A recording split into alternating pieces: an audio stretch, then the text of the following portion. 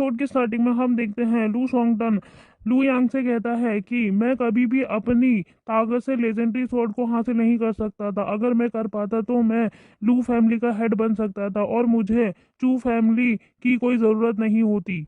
और उसी जगह पर मुझे पता चला था कि मैं एक ब्लेड मास्टर बन सकता हूँ, वो भी 20 ईयर्स की एज में।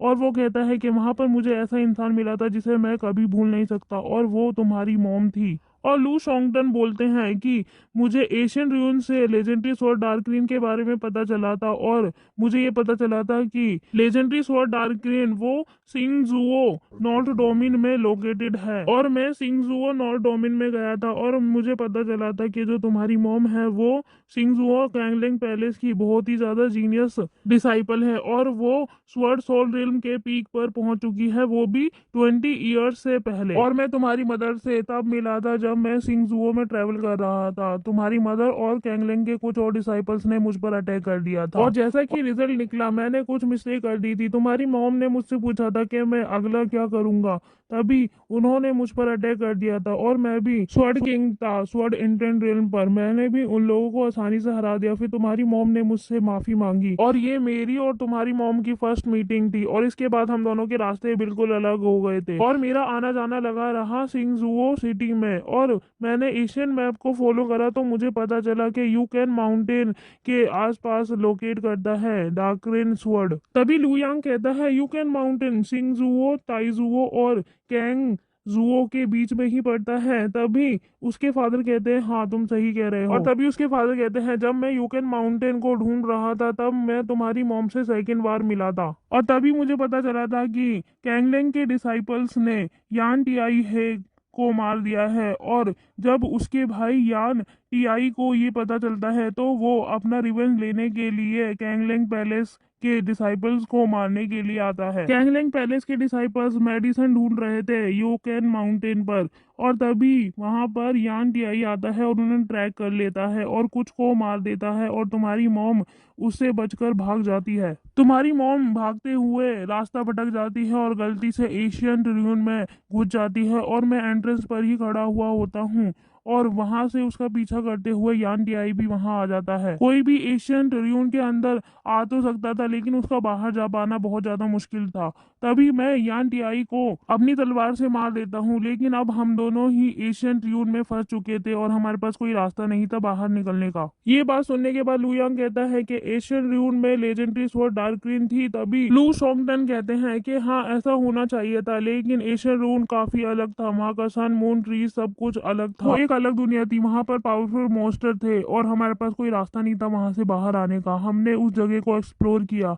जब हम पर अजोर ड्रैगन लॉर्ड ने अटैक किया था मैं बहुत ज्यादा घायल हो गया था, तो तुम्हारी मॉम ने मेरी मदद की थी और मुझे बचाया था। हम दोनों को साथ में रहते हुए हाफ ईयर हो चुका था और हम दोनों एक दूसरे के प्यार में पड़ गए थे। मैं चाहता था इस जगह से कभी ना निकलूं और तुम्हारी मॉम के साथ हमेशा रहूं। मैंने और तुम्हारी मॉम ने प्रकृति को विटनेस मानकर एक दूसरे को हस्बैंड और वाइफ मान लिया था। और तभी लुयांग के फादर कहते हैं काश ऐसा हुआ होता कि हमें कभी वो रास्ता ही नहीं मिला होता और हम हमेशा साथ में रह पाते। तभी लुयांग कहता है कि फिर आपको रास्ता कैसे मिला था और वापस कैसे तभी आया? लुयांग के फादर कहते हैं कि हमारे पास कोई और रास्ता नहीं था, क्योंकि हमारे ऊपर वेद के मास्टर ने हमला कर दिया था और हम एक जगह ज्यादा लंबे समय तक नहीं रह सकते थे, और तुम्हारी मदर प्रेग्नेंट भी थी और हमें बार बार जगह को चेंज करना पड़ता था। जब तुम्हारी मदर 3 मंथ प्रेग्नेंट थी तब हमें एक केव मिली थी और हम उस केव के अंदर चले गए। हम जब उस केव के अंदर गए थे तो हमें पता चला कि वहाँ पहले से कोई रहता था, क्योंकि वहाँ पर स्टोन की टेबल्स और चेयर बनी हुई थी। तभी लुयांग कहता है उस गुफा के अंदर कोई रहता था? तभी उसके फादर कहते हैं हाँ कोई रहता था, शायद से कोई एक्सीडेंटली वहाँ आ गया होगा और शायद कोई दुनिया से छुपना चाहता होगा इसीलिए वहाँ रह रहा होगा। वैसे ये काफी पुरानी बात है। तभी वो बताते हैं कि मुझे गुफा की गहराई में 1 पाउंड के पास मुझे एक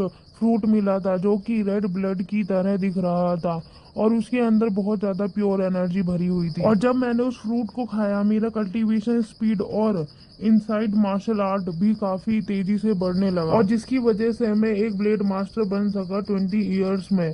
और वो बताता है कि मैं और तुम्हारी मदर दोनों उस गुफा के अंदर रुके थे उस रात, और तभी तुम्हारी मदर को सपना आया था और तुम्हारी मदर ने अपने सपने के बारे में बताते हुए मुझसे कहा कि उस रात जब वो सो रही थी तो एक पिंक कलर की स्वॉर्ड अपीयर हुई थी और तुम्हारी मदर के स्टमक में चली गई थी, और तभी तुम्हारी मदर को जब ऐसा एहसास होता है वो बैठती हैं और वो डर के मारे वहां से भागने लगती है। और लू यांग के फादर बताते हैं कि उसकी मदर भागते हुए एक लेक के सामने आ जाती हैं और वो उस लेक के अंदर कूद जाती हैं और वो खुद को देखती है कि वो उस वर्ल्ड को छोड़कर वापस से यूकेन माउंटेन में आ जाती है। और सपने में ये सब देखने के बाद उसकी आंखें खुलती हैं और वो अपने पेट पर हाथ लगाते हुए देखती है कि उसका पेट एकदम ठीक है और वो चैन की सांस लेती है। तभी वो मुझे उठाती है और अपने ड्रीम के बारे में सब कुछ बताती है। तुम्हारी मदर काफी इमोशनल हो जाती है और वो सपना एकदम रियल की तरह लग रहा था। तभी वो डिसाइड करती है कि वो उसी डायरेक्शन में जाए जिस डायरेक्शन में वो अपने सपने में जा रही थी। तभी हम दोनों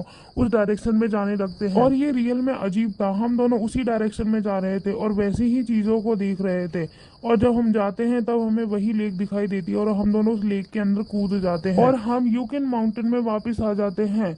और यही तरीका था कि हम उस वर्ल्ड से वापस आए। तभी लू यांग ये बातें सुनने के बाद सोचता है कि वो पिंक स्वर्ड वो तोशन स्वर्ड ही थी, और अगर मेरी मदर का सपना सच था तो इसका मतलब ये है कि मेरी बॉडी में तोशन स्वर्ड मेरे जन्म से पहले ही थी।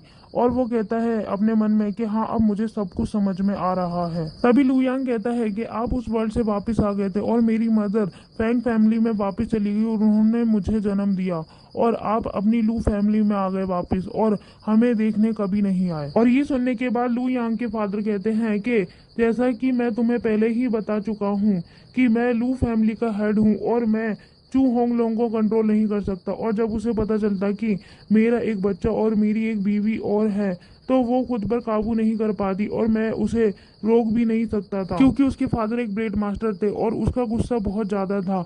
और जब उसे पता चलता ये सब तो वो तुम्हें और तुम्हारी मदर को मार देती और मेरा साथ लू फैमिली के एल्डर भी नहीं दे पाते। और गाइस, ये वाला एपिसोड यहीं खत्म होता है। मिलते हैं आपको इसके न्यू पार्ट में जल्द ही।